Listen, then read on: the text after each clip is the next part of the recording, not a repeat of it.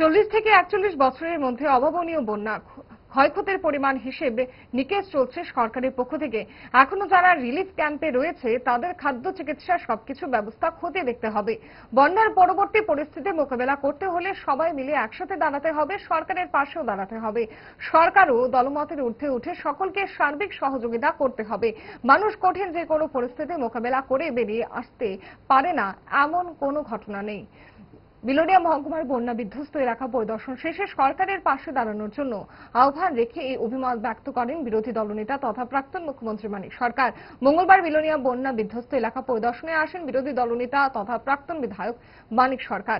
সাথে ছিলেন সিপিআইএম কেন্দ্রীয় কমিটির সদস্য নারায়ণ কর, বিধায়ক দীপঙ্কর সেন, সিপিআইএম বিলোনিয়া মহকুমা কমিটির সম্পাদক সহ অন্যান্যরা।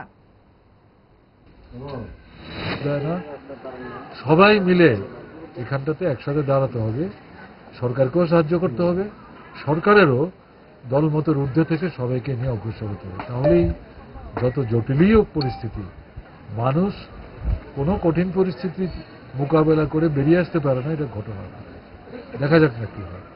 ঠিক আছে স্যার, আজকে কোন কোন জায়গাতে এসেছেন? দক্ষিণে কোন জায়গায়? বিলোনিয়া ঢুকলাম, আমি অমরপুর আগে গেছি, উদয়পুরে গেছি, সোনামুড়া গেছি, আজকে বিলোনিয়া করে শান্তিবাজারে যাব।